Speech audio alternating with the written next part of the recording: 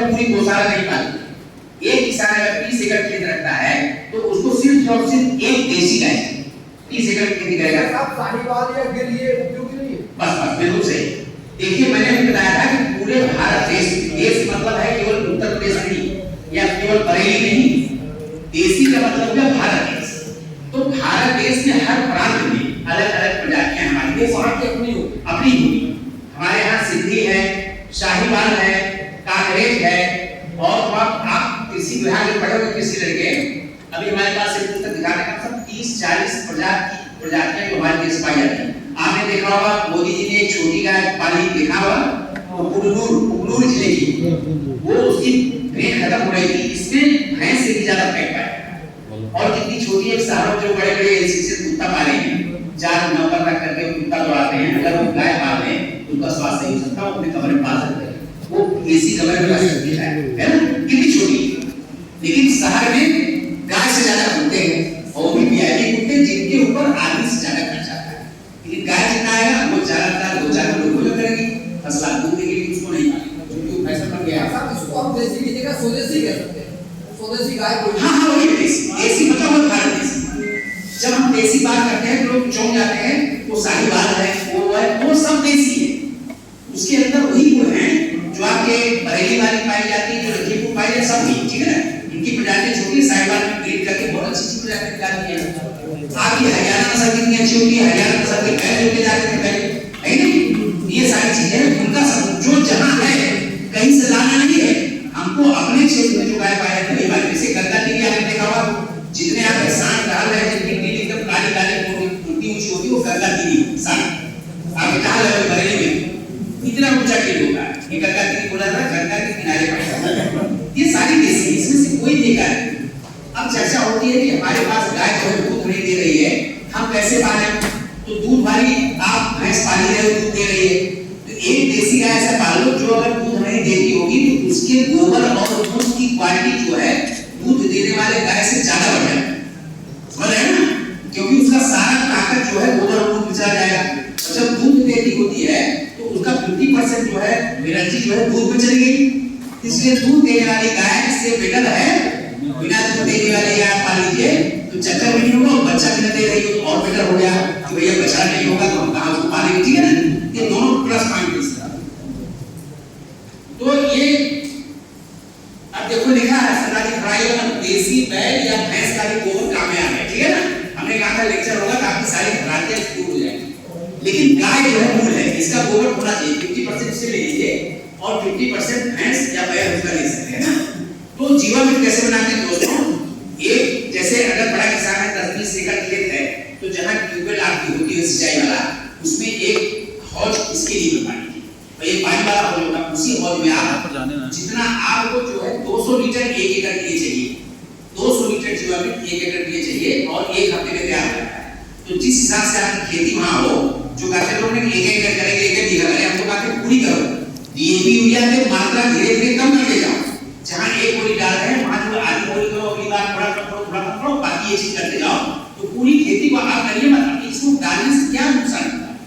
केवल आप जीवाणु नहीं बढ़ा रहे हैं।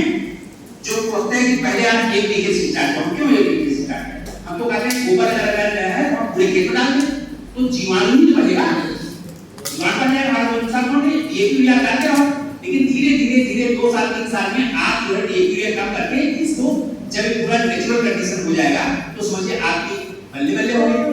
अरे इसमें घबराने की जरूरत नहीं है, आप डीएपी यूरिया के साथ धीरे धीरे स्टेप करेंगे, है ना। तो इस तरह हो जाएगा। इसमें 5 से 10 लीटर गोमूत्र चाहिए। अब गोमूत्र को आपको एक चीज करना पड़ेगा, गोमूत्र अगर एक गाय है तो आपको उसको इकट्ठा करना पड़ेगा। ये पूरा है क्या गाय दूध देती इकट्ठा करो, या तो अपनी गौशाला में ऐसी व्यवस्था बना रखिए वो ढाल आए और इकट्ठा करा जाए, उसको इकट्ठा कर लीजिए। तो गोमूत्र अगर डायरेक्ट आप इकट्ठा करते हो, डायरेक्ट गाय से लेकर के, ये कई साल तक खराब नहीं होगा, उसमें कोई धूप और पानी नहीं जाना चाहिए, गोमूत्र ऐसे ही एज इट इज पड़ा रहेगा। और जब जमीन से इकट्ठा करते हैं तो वो अपना खाद बनाने की कोशिश करते हैं, ठीक है ना। इसमें 10 किलो गोबर, 10 लीटर गोमूत्र, 1 या 2 किलो गुड़, हमारे यहाँ कम तो है नहीं, गुड़ सबके यहाँ है। और उसके बाद बेसन लगता है, मूंग, उड़द या चने का आटा समझ लीजिए, इसमें गेहूं का आटा नहीं डालना है। और उसके बाद जीवयुक्त मिट्टी। अब जीवाणुयुक्त मिट्टी क्या होती है? जंगल में कहीं आप कोई यूरिया नहीं डाले हो, या अपने पेड़ पे नहीं डाले हो, या अपना कोई बगीचा का पुराना है वहां से थोड़ी सी मिट्टी ले सकते हैं, उसके अंदर जीवाणु होते हैं। वो जो मिट्टी होती है जीवाणु, उसको भी एक मुट्ठी डाल देना है और इसमें 200 लीटर पानी डाल के, ये इसका कॉम्बिनेशन है। अब आप चाहे इसे 2000 लीटर बनाओ चाहे 4000 लीटर बनाओ, अपने टाइम बना करके ये रोज सुबह शाम इसको डंडे से मिलाना है, भूख नहीं बनाना है। ये एक हफ्ते के अंदर ये जीवाणु, मतलब वो ये कल्चर क्या है, ये जीवाणुओं का कल्चर है। जो गोबर के अंदर जीवाणु थे, जो मूत्र के अंदर तत्व हैं, और जो मिट्टी के अंदर जो जीवाणु थे, बेसन और गुड़ ने इसको जो है मल्टीप्लाई कर दिया। आप जानते हैं गुड़ हमें उत्पन्न करता है, बेसन का भोजन मिल जाता है जीवाणु का, ये भोजन करके मल्टीप्लाई करते हैं। पूरे 200 लीटर में कई करोड़ कई हजार करोड़ जीवाणु हो गए। अब इस जीवाणु जीवाणु को हमको सिंचाई के साथ खेत में नमस्ते काम कि सिंचाई जब करते हैं तो आप खेत से बढ़ाई करते हैं। जो आप टैंक बनाए रहेंगे सिंचाई वाला, जब आप सिंचाई करते हो तो टैंक पे बन गया, उसके बाद एक पाइप जो है उसी नाली में डाल दो और एक पाइप पानी वाला इसी जीवाणु में डाल दो, तो धीरे-धीरे उसी पानी को से धीरे-धीरे आपको कुछ करना नहीं, आप पानी लेकर के खेत में पहुंच गए। सीधा-सीधा संबंध बना दीजिए अपना पानी के साथ। जब भी आप सिंचाई करो, चाहे खेत में कुछ हो चाहे ना, आप सिंचाई के साथ जीवाणु डालते ही हो। गाय गोबर देगी, 30 एकड़ खेती बात होगी, एक गाय अगर आपके पास है तो 10-12 किलो गोबर पर डे देगी, नहीं देगी? तो पर डे का तो आपको 200 लीटर बन गया। इसी तरह से 30 दिन तक 200 लीटर बनेगा, इतनी गोबर आउटपुट देगी। इसी तरह से हर एकड़ खेत में एक 200 लीटर चाहिए, 30 एकड़ की खेती आसानी से हो जाएगी। लेकिन अगर कोई शौकीन किसान 2-4 गाय पाल ले तो आराम से होगा। इस जीवाणु को आप 200 लीटर की जगह 400 लीटर डाल देंगे तो डीएपी यूरिया की तरह जलाएगा नहीं, क्योंकि वो जीवाणु कुछ नहीं करेगा, वो केवल संचय बढ़ाता रहता है। 2 से 3 दिन तैयार हो जाएगा और एक हफ्ते 7 दिन के अंदर से प्रयोग कर लेना। 7 दिन के बाद देखिए, एक हफ्ते बाद गर्मी में और जाड़े में 8 से 2 दिन बाद, उसके बाद अगर इसे रखेंगे तो इसमें सड़न आ जाएगी। क्योंकि हमने बताया था कि जो भी जीवाणु होते हैं लाइफ साइकिल कितनी है, 24 घंटे की। जब ये सरप्लस हो जाएगी इनको खेत में टिकना है, डब्बे में अगर रहेंगे फिर ये जो है खेत हो जाएंगे, फिर ये काम नहीं करेंगे। इसलिए जो सड़न आए इसे विधिन दी बना करके इसे खेत में प्रवाहित कर देना। इसे आप बेच नहीं सकते, ये बेचा नहीं जा सकता, क्योंकि भाई ड्रम में कैसे बेचोगे, इसे ले जाएंगे आगे नहीं सवाल है महीने। हाँ, गोबर की खाद कितना? अब देखो जो आपका गोबर इकट्ठा हो रहा है गाय भैंस का, उसे क्या करेंगे आप छाया में कहीं इकट्ठा करेंगे। 10 किलोग्राम जो बचा गोबर छाया में रखिए और इस गोबर को घनजीवन में कैसे बनाएंगे? 1 क्विंटल गोबर और 100 किलोग्राम घनजीवन में कैसे बनाएंगे अभी बताते हैं कि कैसे बनता है। घनजीवन में 1 क्विंटल और 1 क्विंटल जो गोबर आप रखिए सदा चाहे भैंस का हो बैल का, दोनों का आपस मिक्स करके और एक से छोड़ के ये जो है आपकी घनजीवन में खाद बन जाएगी। वो भी भैंस का गोबर इकट्ठा हो गया, ठीक है ना? ये खेत में चला जाएगा। घनजीवन में क्या है बताते हैं, इसको केवल फोटो लेते जाइए, दस आगे घनजीवन वाले समय में क्या बनेगी, पीछे बैक करिए और बैक करिए और बैक करिए,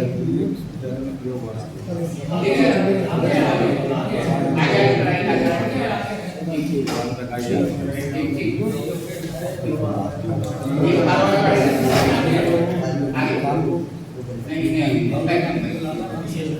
देखिए हमारा अलग करने के गोबर इकट्ठा हो रहा है, ठीक है ना? जैसे मान लीजिए 1 कुंटल 4 कुंटल 5 कुंटल 10 कुंटल हो गया महीने, तो हम क्या करेंगे उस गोबर को छाया में ही करके इकट्ठा किए 3-4 फीट का गहरा गड्ढा किसी पेड़ से बना लीजिए, उसके ऊपर एक टीन सेट डाल दीजिए, कभी बारिश से डूब न जाए, क्योंकि गोबर को सुरक्षित रखना है, इसके अंदर जीवाणु मरने पाए। अब हमारा 7 से 8 कुंटल गोबर हो गया, 1 कुंटल गोबर पे लिख दीजिएगा 10 लीटर जीवाणु डाला जाएगा। लिख 1 कुंटल गोबर पे 10 लीटर जीवाणु, जो हमने जीवाणु बनाया था, अगर 200 लीटर बनाए हैं इसका मतलब 30 कुंटल गोबर को हम एक साथ ट्रीट कर सकते हैं। तो गोबर जो रखा हुआ है 1 फीट से ज्यादा ऊंचा न रहे, बराबर फावड़े करके उसके ऊपर ये 200 लीटर जीवाणु अगर 20 कुंटल डाल दीजिए और डाल करके फावड़े से कटिंग कर दीजिए, कटिंग करके उसी गड्ढे में उसे गोला करके इकट्ठा करके 2 दिन के लिए छोड़ दीजिए। 2 दिन बाद जो है उसे फावड़े से करके फैला दीजिए, इसमें हवा लगेगी, जब हवा लगेगी तो धीरे-धीरे गोबर जो है काला होना शुरू हो जाएगा। 1 हफ्ते के अंदर ऐसे रोज उसमें उल्टा-पुल्टा करते रहिए, 1 हफ्ते के अंदर 8 से 10 दिन के अंदर ये पूरी खाद जो है काली खाद तैयार हो जाएगी। इसको हम घनजीवन कहते हैं। और इसी घर जीवामृत को 5 से 6 कुंटल पर एकड़ के हिसाब से हम बुआई, इसमें कोई भी फसल बोने जा रहे हैं, चाहे गन्ना बोने जा रहे हो, गेहूं धान बोने जा रहे हो, 1 एकड़ खेत में 5 से 6 कुंटल धान जीवामृत वो डाल देते हैं और जुताई कर देते हैं। जो आप एक एक डाली, दो दो डाली क्रिस्मस वगैरह डालते हैं, उसकी जरूरत नहीं है, केवल 5 से 6 कुंटल ये मिनिमम डोज है। इसको आप बढ़ा भी सकते हो, आपके अंदर क्षमता है ना। क्योंकि नुकसान के लिए हम खाद नहीं डाल रहे हैं, हम क्या डाल रहे हैं, जीवाणु डाल, जीवाणु कल्चर, समझ ना, ये जीवाणु कल्चर है। इस तरह होता है। आगे बढ़ाइए डॉक्टर साहब। अब देखिए एक मिनट बैठ। तीसरी चीज है बीजाणु। कोई भी चीज को हम देखिए, आप देखिए घरों में शादी होती है, तो शादी होती है तो लड़का और लड़की को ट्रीटमेंट होता है सारी सारी, क्या होता है भाई, हल्दी लगती है। क्यों लगती है कि हम उसके वातावरण को, मतलब उसके बॉडी के अंदर जो भी जीवाणु हो या उसका जो है एकदम बॉडी जो है एकदम मतलब जीवाणु लेस है ना, सैनिटाइज, तो हम सैनिटाइज करते हैं। तो हल्दी लगाने में, हल्दी जो है एंटीसेप्टिक है, लड़की के भी करती है, लड़के के बॉडी जो एकदम ओके हो जाती है। ये आप शादी के लिए ओके है भैया, कोई जीवाणु नहीं, आपको दास नहीं होगा, है ना। अब जो है उसी तरह से जो हम बीज ले जा रहे हैं खेत में, उसके अंदर कोई फफूंदी लगी हो या कोई ऐसा चीज हो जो हम बीज में डाल रहे हैं खेत में, और पता चला फफूंदी डेवलप हो रही है, बीज पर जम रहे हैं, इसलिए हम बीजामृत बना लेते हैं, उसको ट्रीट करते हैं। इसको हम लोग केमिकल से करते थे, केमिकल में इसमें जो है हम गाय के गोबर को उसका बीजामृत दे दिए, 5 किलो गोबर ये ताजा, ये सारी इसमें भैंस का गोबर नहीं आएगा बीजामृत। 5 किलो गोबर, 5 लीटर गोमूत्र, 50 ग्राम खाने वाला चूना भी पानी होता है, 20 लीटर पानी, इसको जो है एक छोटे से टब में घोल दीजिए और मात्र 24 आवर्स में ये घोल तैयार हो जाएगा। सुबह दोपहर शाम की बार लाइए, ये सब रेडीमेड सिस्टम है। कल होना है, आज क्या करें, 1 कुंटल बीज को आप कोई बीज को, गेहूं हो, धान हो, उसको जो है धान को बोने से पहले आप पहले पानी डाल के भिगोते हैं और फिर बाहर निकालते हैं ना घर में। तो जैसे ही बाहर निकालेंगे इस बीजामृत में जो है 10 मिनट के लिए डाल दीजिए, ठीक है ना। धान को निकालिए और गेहूं अगर है, गेहूं को तुरंत डाल करके 10 मिनट में बाहर निकाल दीजिए और छाया में बांध दीजिए। इस अनाज को बोएंगे तो समझिए इसमें जनरेशन जो है समझिए 80% स्टार्ट होगा। और गन्ने की जहां तक बात है, गन्ने का 2 आंख का और 1 आंख का टुकड़ा काटिए और काटने के बाद गन्ने का जब 1 एकड़ का बीज ठीक करना होगा तो ये 20 लीटर की जगह 50 लीटर पानी डालना पड़ेगा, क्योंकि 20 लीटर से 1 एकड़ का बीज नहीं ठीक हो पाएगा। पानी बढ़ा दीजिएगा, बाकी सारी चीजें हो जाएंगी। 24 घंटे तैयार है। गन्ने के टुकड़े को उसी बीज में डाल के और निकाल करके छाया में इस्तेमाल करें तो बीज को थोड़ा छाया में सुखा लेना चाहिए, सही बात है। इसको डुबोइए, डुबो करके रख दीजिए, सूख जाए और सूखने के बाद फिर इसे बोएंगे। हमने इसको ट्राई करके देखा था, आप गन्ना बोते हो तो अमूमन जो है केमिकल विधि में कितने दिन में गन्ना चलता है, 25 से 30 दिन लेता है, कभी-कभी 1 महीने में लगता है, लेकिन इस विधि में 15 दिन में गन्ना चल गया है। मात्र 15 दिन में हमको निकलना शुरू हो गया था जब हम इसको बीजामृत से ट्रीट करते हैं। इसी तरह से किसी भी अनाज को बीजामृत से ट्रीट कर सकते हैं। आगे बढ़िएगा सर। अब कीटनाशक आ गया, मतलब आपका जीवाणु बना, जीवाणु बन गया, बीजामृत बन गया, 3 आइटम हो गए है ना। चौथा आइटम है कीटनाशक। आपको कीटनाशक कैसे बनेगा, इसमें 3 प्रकार के कीटनाशक बनते हैं।